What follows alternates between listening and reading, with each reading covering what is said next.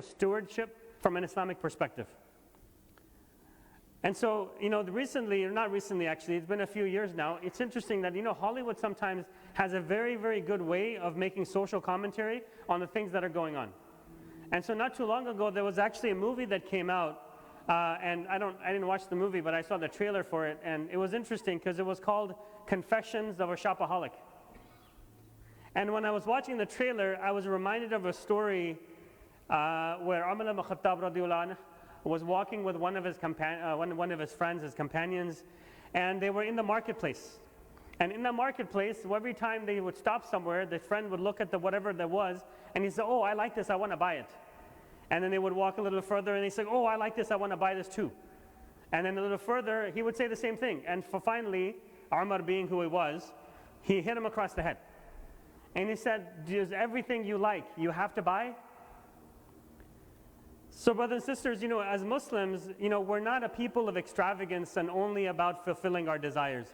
In fact, Imam Ghazali in his book, Khuluqul Muslim, he says, in the book, he says, don't be a slave to your desires because we weren't created for that purpose.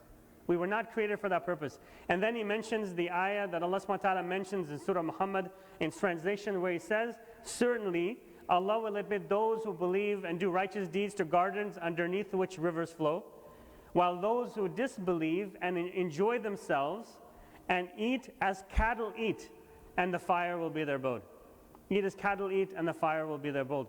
So here Allah subhanahu wa ta'ala is directly relating, first of all, enjoying yourself or fulfilling your desires to, in your life, to an'am, which is cattle.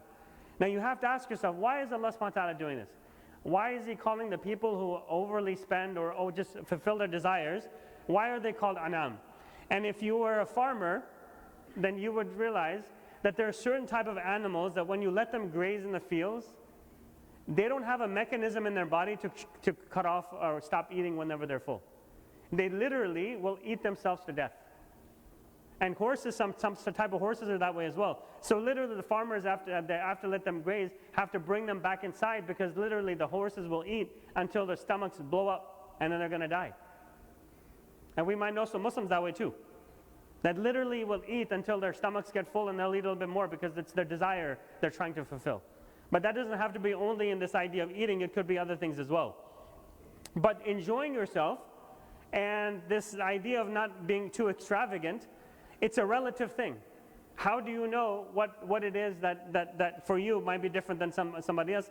Allah subhanahu wa ta'ala mentions in the Quran in Surah Furqan, He's describing the people that He refers to as Ibadur Rahman, the servants of the Most Merciful. And He says about them, one of the characteristics of them, He says, وَالَّذِينَ إِذَا أَنفَقُوا لَمْ يُسْرِفُوا وَلَمْ يَقْتُرُوا وَكَانَ بَيْنَ ذَلِكَ قَوَامًا.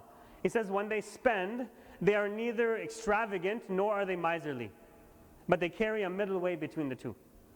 A middle way between the two. And so what is this middle way? How do you define what this middle way is? And is it different for different people? Right? Because the middle way, for example, for somebody like Bill Gates is going to be a lot different than middle way for somebody like me, or somebody who is Allah subhanahu wa ta'ala has blessed with maybe a little bit of wealth. And so what is that middle way that we have to be able to do? So the first rule that I want to talk about when it comes to successful financial management for Muslims is that we need to have a balance within our lives. A balance within our lives and only spend of the rizq that Allah subhanahu wa ta'ala has given us, and maybe even a little bit less. Maybe even a little bit less. And we shouldn't get caught up into competing, especially during this time. Caught up into competing for the things that other people have that we really don't need, but we want them because other people have them as well. So we have a bigger television set than somebody else. We have a nicer car. We have maybe better designer clothes, all of those things. And it's not about not enjoying themselves, not enjoying it. We have every right to do that. But look at your intention behind why you're actually doing it, right? And not buy things just to show off or just to be able to see that you're doing this and doing that. The Messenger of Allah sallallahu alaihi wasallam said in the hadith, he said, whoever wears garments for showing off, Allah will humiliate him in the hereafter and set fire to him. Which leads me to my second point, which is the second rule in this area is to never fall into debt unless in cases of necessity. Now in this society, debt is a very, very easy thing. right? You don't have money, borrow it. If you don't have it, put it on a credit card. Take a personal loan, take a bank loan, do whatever it is, but it's okay. You'll be able to eventually pay it off. It's called credit. It's not a debt, it's credit.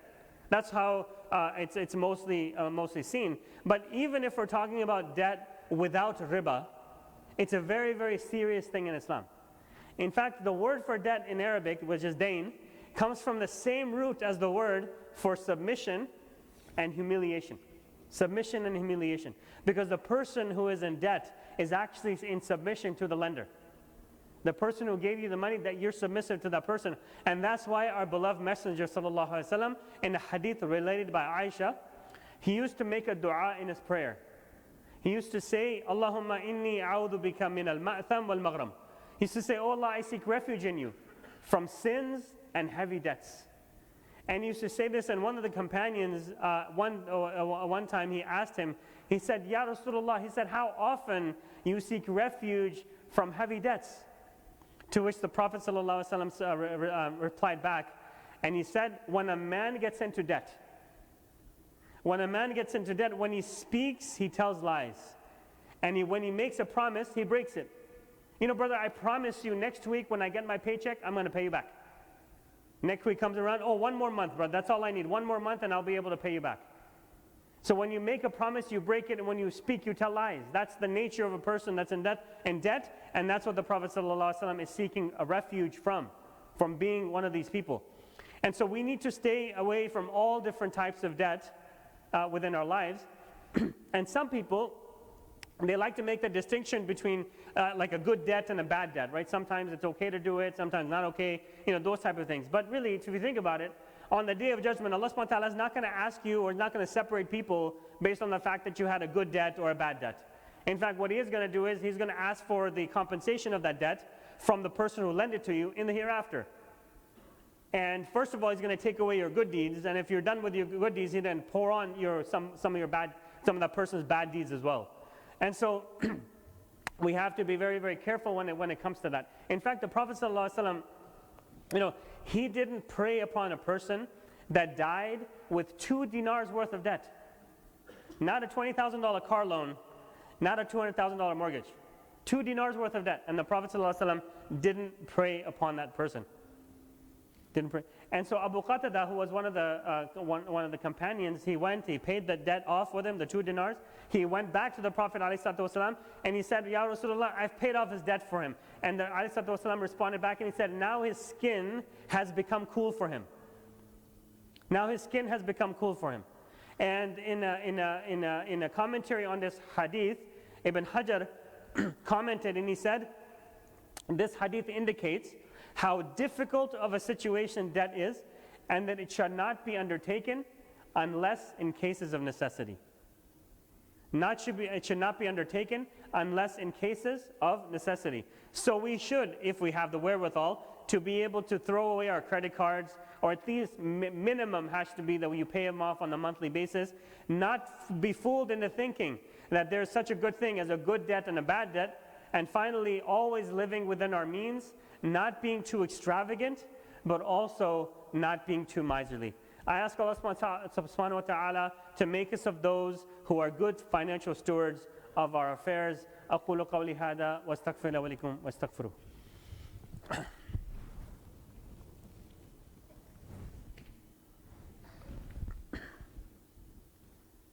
الحمد لله رب العالمين. الصلاة والسلام على أشرف الأنبياء والمرسلين محمد صلى الله عليه وسلم. So as we're talking about in the first khutbah, right, where we're talking about the idea of have financial stewardship of our affairs. And we have to be in all different situations we find ourselves in good times and bad times and normal times.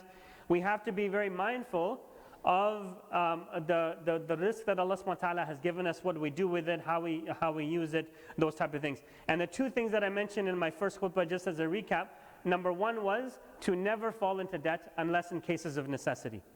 Never to fall into debt unless in cases of necessity. In fact, debt is a very serious matter. And in a hadith in Nisa'i, in the books of Nisa'i, the Prophet ﷺ said, he said, by the one in whose hand is my soul. So he's swearing by Allah subhanahu wa ta'ala. He says, if a man were to be killed in battle for the sake of Allah. Now this man is a shaheed, right?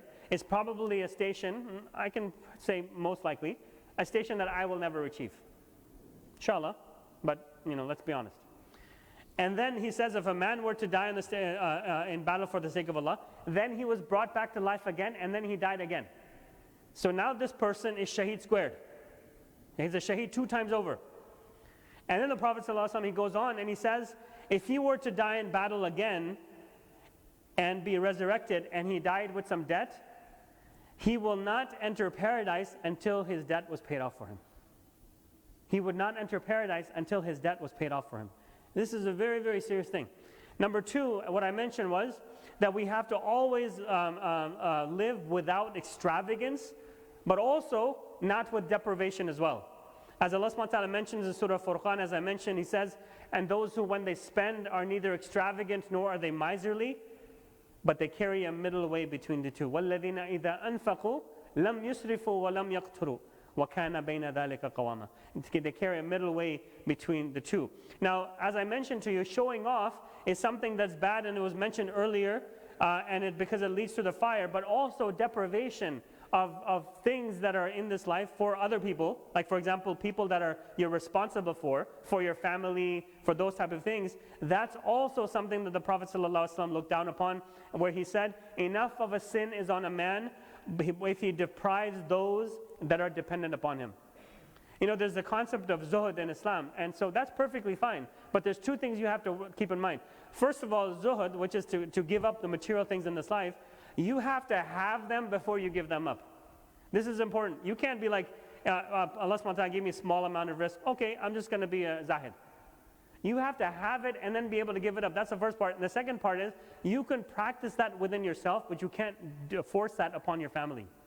That's something very important as well. And finally, living within our means also means that we put aside some money for some savings that we have that might come up in the future.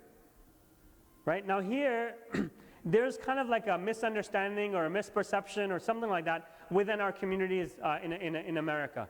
And that is that on one side, you have some people who are like, you know what, I don't need any money saved. I'm just going to give everything for the sake of Allah, and I'm going to have tawakkul ala Allah. I'm going to have reliance upon Allah. And there's another group of people who, when they save, they're always kind of like, there's something torn within their hearts that says, maybe I shouldn't be doing it, maybe I should give all my money away, all of these different types of things. So I wanted to clarify that, and this is my last part of this khutbah, and that is that that's not what Islam encourages. In fact, the Prophet ﷺ in a hadith, he says, may Allah have mercy on a man. Right? Now, he says, may Allah have mercy on a man who earns his money in a halal way, who spends it economically, and then he saves some of it some of the surplus for a day when he needs it. So what does that mean? May Allah have mercy on a man who earns his money in a halal way. That whatever earnings you have, whatever you're doing, your provisions that you're getting, you have to make sure that you're getting them from a halal source. Number 2 is, he said, earns his money in halal way, spends it economically. What did I mention about economically? وَبَيْنَ ذَلِكَ قَوَامًا. Neither extravagant nor miserly. You have a middle way between the two. And the last one is, you save some of it for a day when you need it. It's like a rainy day fund.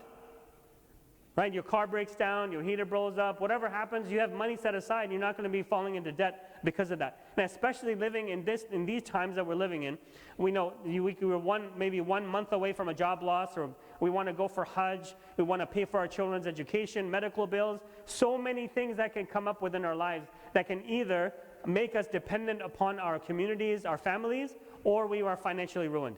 It's very, very important to be able to do that. Now, I wanted to close with this. A lot of times when you're reading the Quran, even though if you read it often, there's sometimes you're thinking about a certain subject, and then you read a certain story, and you're like, wow, subhanAllah, I've never heard this story in my life. Because you're looking at it from a different angle. So I want to close with 2 stories that I'm taking directly from the Quran. And they have to do with this hadith that I just talked about. Right, what the Prophet ﷺ said, may Allah have mercy on a man who earns his money halal way, spends it economically, and saves some of it for a day when he needs it. Number 1, in the story of Yusuf alayhi salam, he's a dream interpreter. Now I'm not going to go through the whole story because we're not in a halaqah, we're in a khutbah. So in the story, as the king has the dream about the 7 fat cows and the 7 lean cows, what is the interpretation that Yusuf alayhi salam makes? He said there's going to be 7 years of economic boom times. Your crops are going to be plenty, there's plenty of rain, we're going to have a lot of grain in abundance. And then he says there are going to be 7 years of lean times, a recession or an economic depression. And so then what he says is, make me the minister of treasury because I know how to balance affairs. I know how to balance the affairs. And so when the Malik does that, what does Yusuf alayhi salam do? In the economic boom times, he saves some of that grain. He saves it. And then when the 7 years of lean time comes, the granary is full and people are coming in from out of town and he's giving them the provision to be able to go and take back to their towns. How do we know this? Because that's why the brothers come from outside of Egypt into Egypt. Because they're asking for that, for that provision.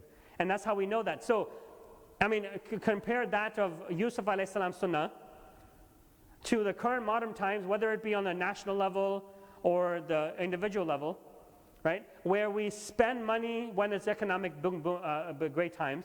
And then when the government hits an economic recession, we spend more money of this money we don't really have. You know, if you can imagine, I was just reading this morning, the world debt right now is $275 trillion. $275 trillion. I can guarantee you, you can start counting from day one, you will never reach 1 trillion by the time you die. And we have $275 trillion of debt across the entire world.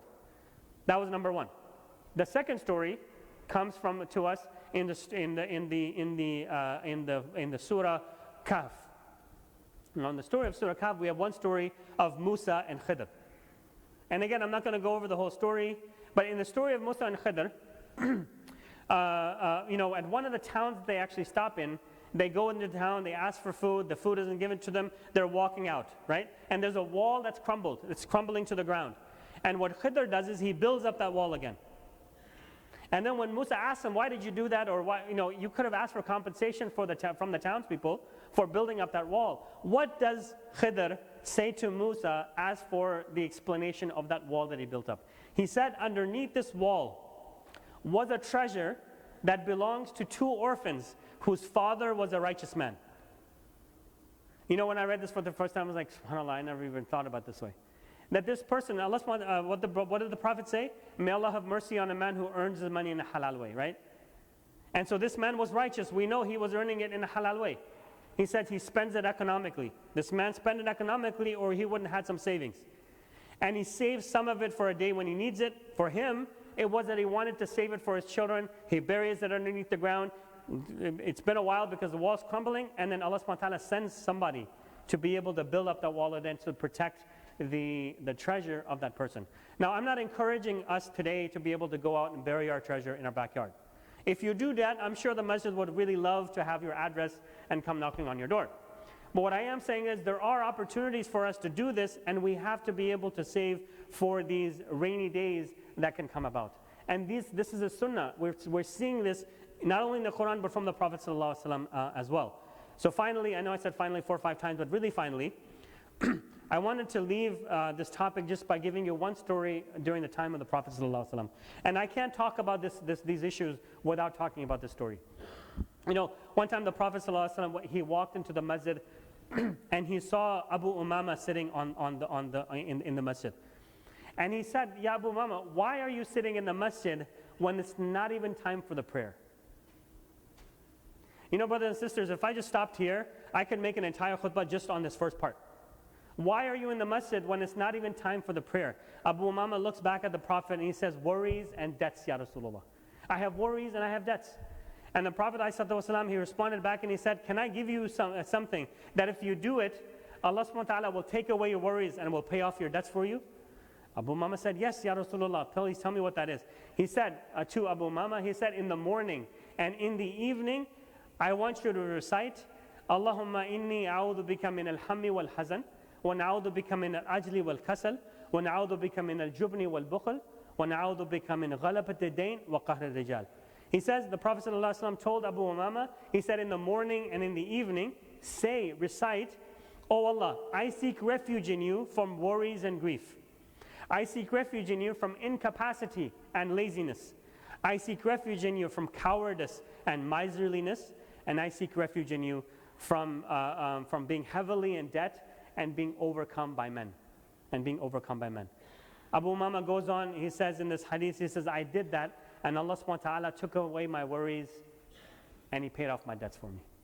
He took away my worries, and He paid off my debts. Now what does this mean? You know, Allah subhanahu wa ta'ala mentions in the Quran, He says, Udu'uni astajib lakum. He says, if you ask me, I will answer you.